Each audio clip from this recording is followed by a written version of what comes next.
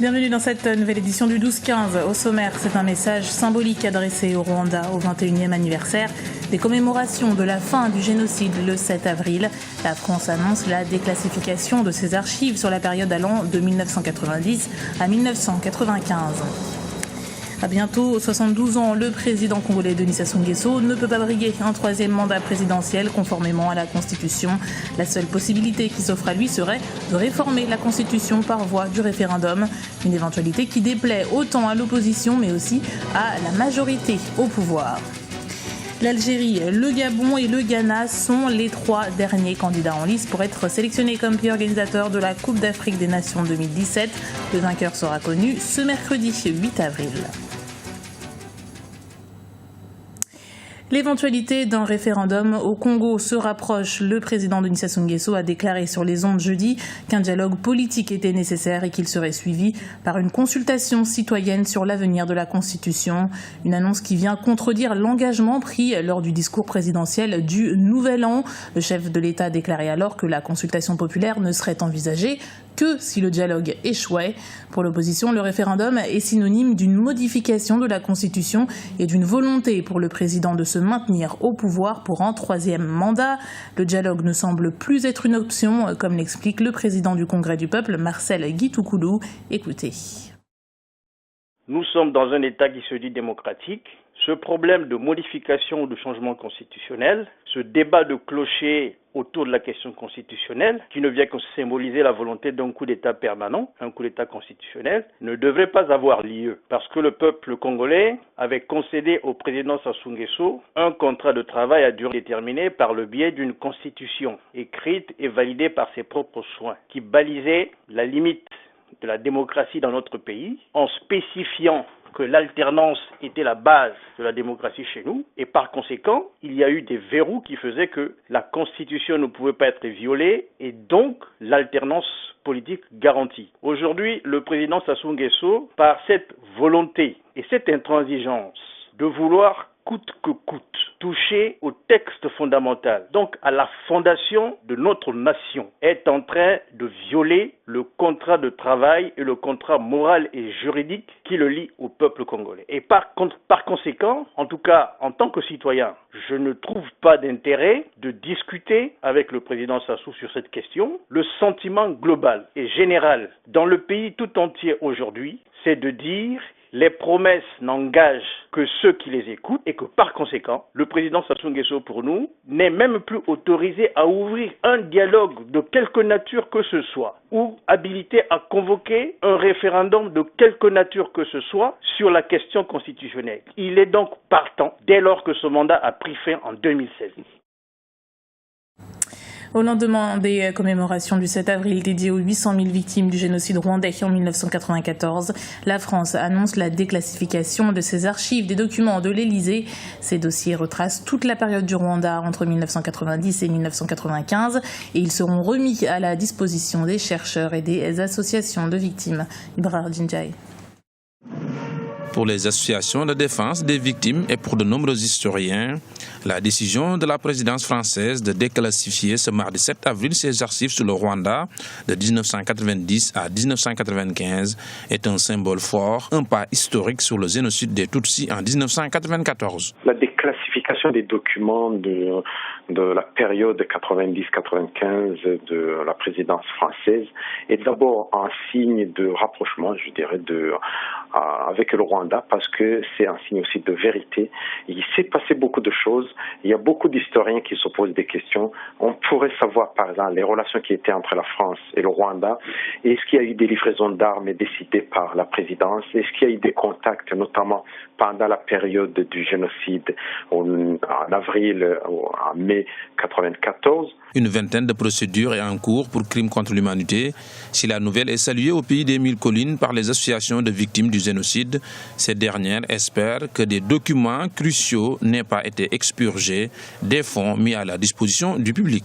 Elles espèrent afin obtenir la lumière sur cette période de l'histoire du Rwanda. Cette période est cruciale parce que la guerre du FPR a commencé dans les années 90, en 91. Donc, ce qui fait qu'on pourrait savoir si les Français ont réellement participé dans des combats contre le FPR. et éventuellement, il peut y avoir la lumière sur l'attentat de l'avion de Abiyarimana. C'est une période courte, mais une période remplie de beaucoup de choses. C'est vraiment depuis 90 qu'il s'est passé des choses, qu'il y a eu beaucoup d'entraînement, qu'il y a eu beaucoup de contacts au niveau militaire, qu'il y a eu des livraisons d'armes. La période est cruciale et elle est très importante. Elle peut suffire pour vraiment savoir ce qui s'est passé même au niveau de ce génocide. Rappelons que le génocide en 1994 avait fait quelques 800 000 morts au Rwanda. L'Afrique du Sud teste en avant-première un traitement contre la tuberculose. Depuis 2013, 217 patients essaient un nouveau médicament contre une forme très résistante de cette maladie qui affecte les voies respiratoires. Un événement inédit puisque rien de nouveau n'avait été produit en la matière depuis 40 ans. L'enjeu est capital. La tuberculose, aussi appelée maladie du mineur, touche 12 000 Sud-Africains chaque année. L'actualité économique, c'est le port de San Pedro en Côte d'Ivoire en quête de 300 millions de dollars pour ses travaux de modernisation. La structure est le point d'exportation des fèves de cacao et veut se placer au rang de plus grand centre d'expédition de l'Afrique de l'Ouest, y compris pour les produits minéraliers que sont le fer et le nickel. Pour y parvenir, un roadshow est prévu au mois d'avril. Birama Sounera. Agrandir et moderniser les ports de San Pedro en Côte d'Ivoire, voici l'un des objectifs des autorités portuaires. Pour ce faire, un roadshow sera organisé ce mois d'avril. Objectif, récolter 180 milliards de francs CFA afin de financer les travaux de modernisation de cette infrastructure. Dans le cadre de la réalisation de la première phase d'extension du port, nous devrions être non pas à 5 000 tonnes, mais au moins à 20 à 25 millions de tonnes. Je dis 5 millions de tonnes, pardon, à 25 millions de tonnes.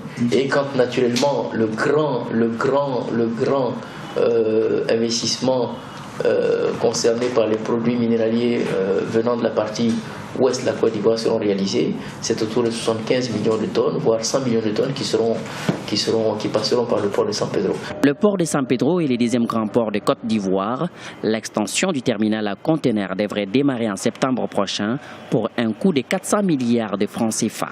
La construction d'autres projets sont aussi prévus par les autorités, notamment un terminal minéralier de nickel, de fer et des produits pétroliers. L'ensemble de tous ces investissements en ce qui concerne le port de San Pedro sont réalisés et sachant également que le port d'Abidjan est en train de connaître une extension, nous pensons que le volume global de trafic qui sera traité par le système portuaire ivoirien devra permettre à la Côte d'Ivoire et donc à ce système portuaire-là de se positionner dans le trio, en tout cas, au niveau de la côte ouest de l'Afrique, sinon sur le continent africain.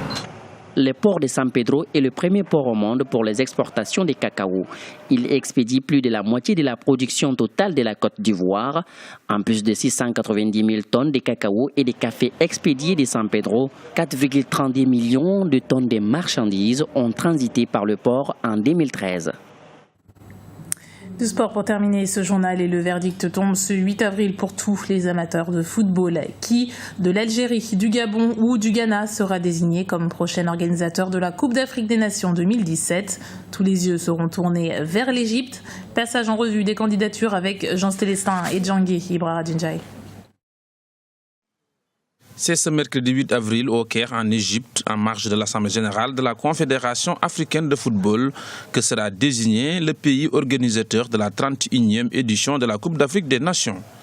3 candidats sont en lice pour abriter la grande messe du ballon rond continental en 2017.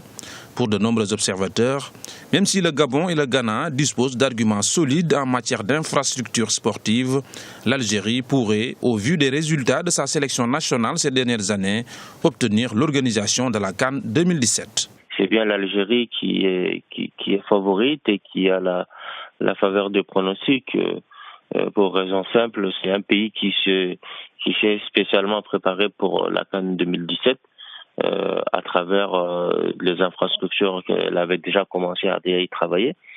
Le président s'était vraiment prononcé là-dessus plusieurs fois et aussi c'est un pays, ça fait longtemps qu'ils n'ont pas organisé une grosse compétition de la CAN malgré le fait que leur équipe nationale soit parmi les meilleurs d'Afrique ou la meilleure d'Afrique ces derniers mois. Donc c'est un pays qui a beaucoup d'atouts aussi. Dans un premier temps retenu par la CAF parmi les candidats, l'Égypte a finalement décidé de se retirer fin février après des heurts entre supporters et policiers qui ont fait 19 morts au Caire. Elle a apporté son soutien à l'Algérie, qui a organisé une seule fois la compétition continentale en 1990, année de sa seule victoire finale. Mais le Gabon et le Ghana ont également l'expérience de l'organisation de ce genre de compétition. Le Gabon qui a organisé la CAN 2012 avec la Guinée équatoriale. Il y a le Ghana aussi qui avait fait une co-organisation, qui avait organisé tout seul aussi en 2008. Donc c'est des pays aussi qui disposent d'infrastructures.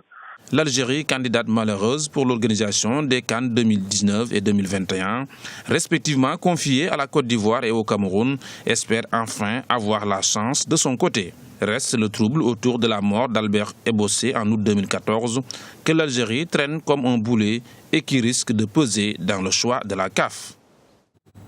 C'était le journal de la rédaction. Merci de l'avoir suivi. Retrouvez dans un instant une nouvelle édition du 12-15 sur Africa 24.